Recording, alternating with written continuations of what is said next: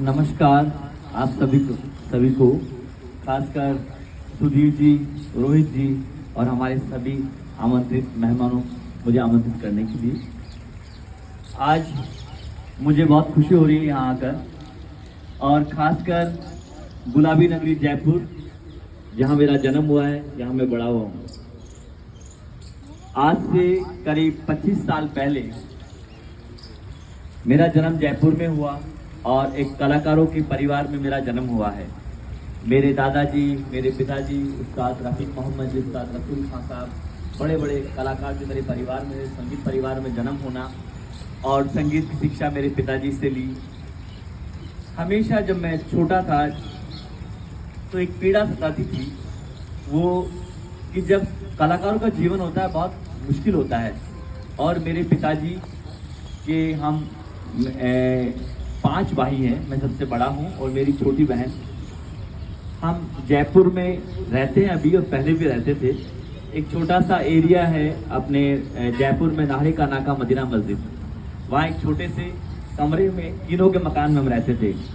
और एक कलाकार का जीवन, मेरे पिताजी ने हमें संगीत की शिक्षा दी, लेकिन ये बहुत मुश्किल था मेरे पिताजी के लिए सबका पालन पोषण करना, एक अच्छे स्कूल में डालना और एजुकेशन देना। और ये जो देखा घर में, जब छोटे थे तो 3 थे, एक कमरे में सब रहते थे, म्यूजिक सीखते थे। ये पीड़ा हमेशा सताती थी मुझे।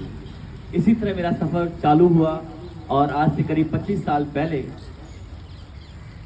15 रुपए सैकड़े ब्याज पर पैसे लेकर मैं पहली बार जयपुर से दिल्ली गया।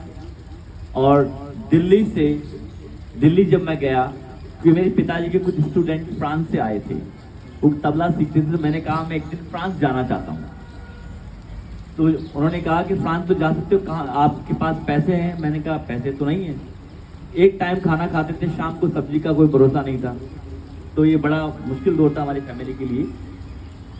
लेकिन जब मैं उससे कहा कि मैं जाना चाहता हूँ एक दिन फ्रांस, मैं कहा मैं इन्विटेशन लेटर दे सकता हूँ, उसके बाद आप टिकट का इंतजाम कर लीजिए। तो किसी पड़ोसियों से 15 रुपए सैकड़े पे मदीना मस्जिद में ब्याज पे पैसे उठाए, दिल्ली गया। तो एम्बेसी में गया मैं। तो फ्रेंच एम्बेसी में जाने के बाद जब मैं वहाँ पहुँचा तो एम्बेसी ने कहा कि आपके पास क्या प्रॉपर्टी है, आप कितना टैक्स पे करते हैं, क्या ये सब पॉसिबिलिटीज़ है आपको फ्रांस जाने के लिए? मैंने कहा मेरे पास तो नहीं है। तो उन्होंने रिफ्यूज़ कर दिया वीज़ा। तो मैं वापस आ गया जयपुर। तो बड़ा धक्का सा लगा, बड़ा मुश्किल लगा, लेकिन मैं हमेशा चाहता था कि मैं एक बार कुछ करूं। सेकंड बार फिर गया मैं। उस दिन मेरा अच्छा दिन था। रात को 1 बजे हरियाणा की जो बस होती है उसमें जाते थे, सुबह 5 बजे लाइन में लगते थे एम्बेसी के बाहर, वो दौड़ था। तो उस दिन जो काउंसलर था फ्रांस का, वो मेरे सामने बैठा था। उसने कहा कि आप फ्रांस जाना चाहते हो, क्या करते हो आप? मैंने कहा मैं म्यूजिशियन हूँ, तबला बजाता हूँ। अब तबला मेरे पास था नहीं। तो बोला आप प्रूव कर सकते हो तबला बजाते हो? तो मैंने बताया, ये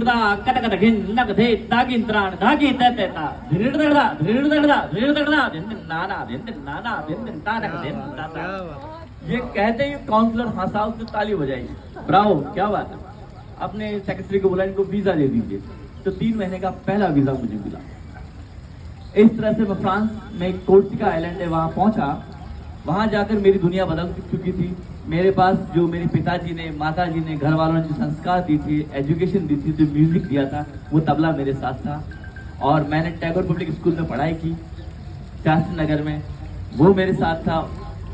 राजस्थानी कुर्ता पजामा, तबला, ये लेके वहां पहुंचा मैं।